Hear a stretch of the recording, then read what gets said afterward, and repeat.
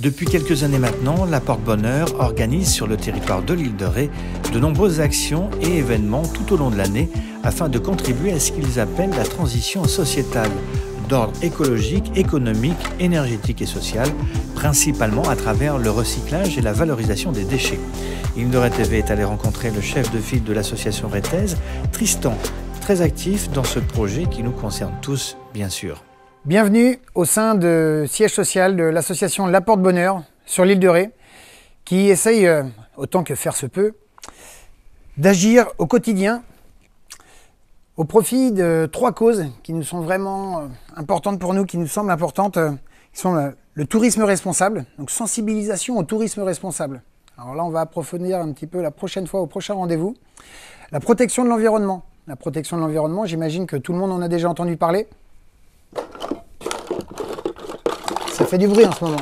Ouais. Et également les arts et la culture. Parce que les arts et la culture, c'est la création, c'est comment faire ensemble, comment fédérer, comment se retrouver. Créer, c'est résister. Résister, c'est exister. Eh bien, comment faire pour créer en protégeant l'environnement et en essayant de rendre un petit peu tout le monde, son voisin, un petit peu tout le monde, un petit peu plus responsable. Eh bien, l'association La Porte-Bonheur, maintenant depuis 10 ans, essaye d'agir et en particulier depuis qu'on est sur l'île de Ré, là, depuis 5 ans, eh ben, on fait ce qu'on peut pour essayer d'encourager tout le monde à aller avec nous ramasser les déchets sur les plages. Là maintenant, on est bien parti là, sur le tour de l'île de Ré en ramassage de déchets tout au long de l'année. Chaque mois, que ce soit l'hiver, qu'il pleuve, qu'il vente, qu'il neige, ça arrive, et on est sur la plage, on ramasse les déchets. 75% des déchets qu'on ramasse sur les plages sont quand même des filets, cordages, des bouées, qui terminent dans le ventre des poissons. Eh ouais, bloup, bloup, bloup. Les petits poissons qui disparaissent, les gros qui disparaissent aussi. Eh bien, c'est certainement en partie responsable de nos emballages, de notre consommation de plastique. On se dit aussi des fois pour rejeter la balle ailleurs, on se dit bah c'est peut-être aussi les industriels qui les fabriquent ces cochonneries. Et c'est vrai qu'un petit peu tous on est responsables. En fait, si on pouvait déjà au moins les capter, les concentrer, c'est-à-dire tous ensemble sur l'île de Ré, allez hop, c'est parti, je mets de côté tous mes emballages PP. Les emballages PP, ils sont dans des petits triangles comme ça pour les reconnaître. Le plastique, il y a le polystyrène, il y a plein de plastiques différents. Il y a du HDPE, il y a plein de plastiques différents. Avec la Porte-Bonheur, on essaye de développer un gros projet en fait, avec le PP, le polypropylène, qui est dans un triangle avec le numéro 5 à l'intérieur. Et en fait, chez vous, si vous apprenez à identifier les déchets plastiques du quotidien et à trouver ce petit triangle avec le numéro 5 et le PP, essayez de les mettre de côté et de l'apporter à la Porte-Bonheur. Vous verrez, ce sera toujours ça de moins à la déchetterie, ce sera ça de moins dans le réseau du traitement des déchets au niveau national, international. Et peut-être qu'un emballage qui aurait dû terminer sur une plage en Afrique, eh ben finalement, pourrait peut-être servir à construire des briques plastiques. En 2021, l'association La Porte-Bonheur a été lauréate du prix régional Nouvelle-Aquitaine de l'économie sociale et solidaire pour la transformation des déchets plastiques en briques de construction.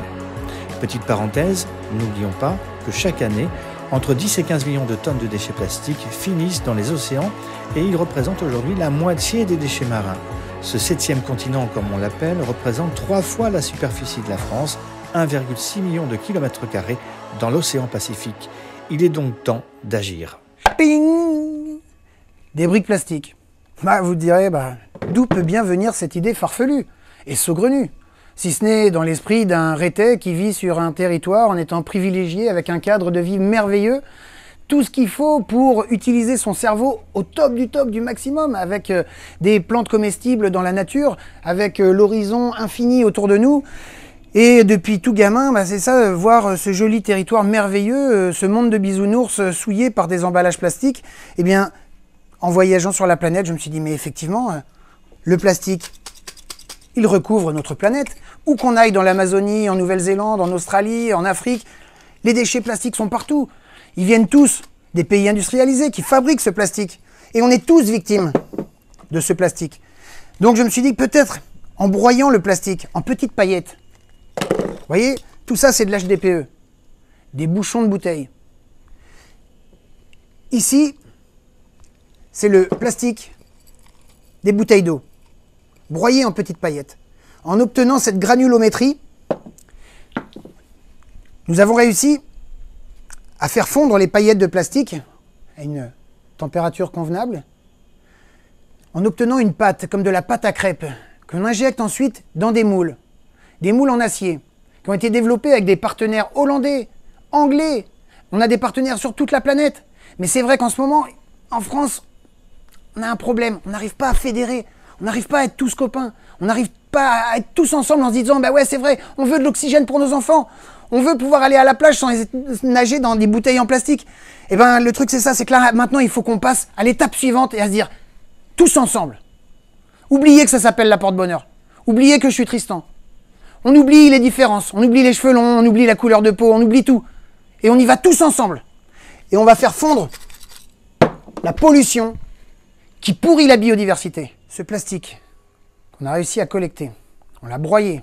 Une fois qu'il est broyé, on va le mettre dans une extrudeuse que nous avons développée au sein de la porte-bonheur avec Dave Heckens du réseau Precious Plastic et avec Rory Dickens, un ingénieur anglais. Ensemble, on réussit à développer une série de machines, pas plus grandes que la table, que nous souhaiterions voir installées dans toutes les communautés de communes de France pour que les citoyens puissent collecter les déchets, les apporter à la communauté de communes, les mettre dans l'extrudeuse et récupérer des briques. Vous voyez celles-ci, elles sont pas super sexy, mais ça c'est la toute première brique française avec des déchets plastiques collectés sur l'île de Ré.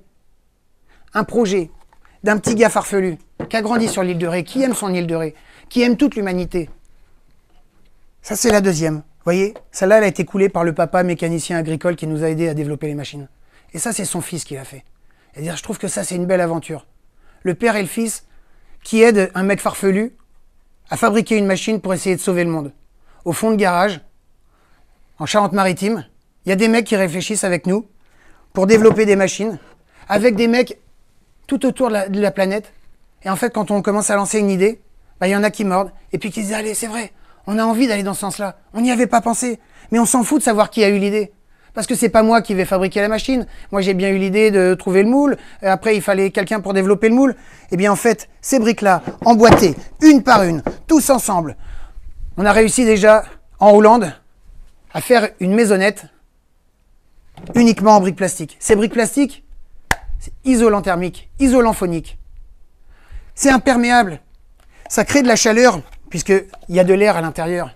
Ce qu'on veut, nous, on n'est pas contre qui que ce soit, on n'est pas contre le pétrole, on est pour les alternatives et pour les solutions. À toutes celles et ceux qui veulent nous rejoindre bénévolement pour agir au sein de l'association La Porte-Bonheur, n'hésitez pas à aller faire un petit tour sur les réseaux sociaux, sur Facebook ou sur le WordPress de La Porte-Bonheur, laportebonheur.wordpress.com. Like, commente et partage les vidéos d'Île de Ré TV.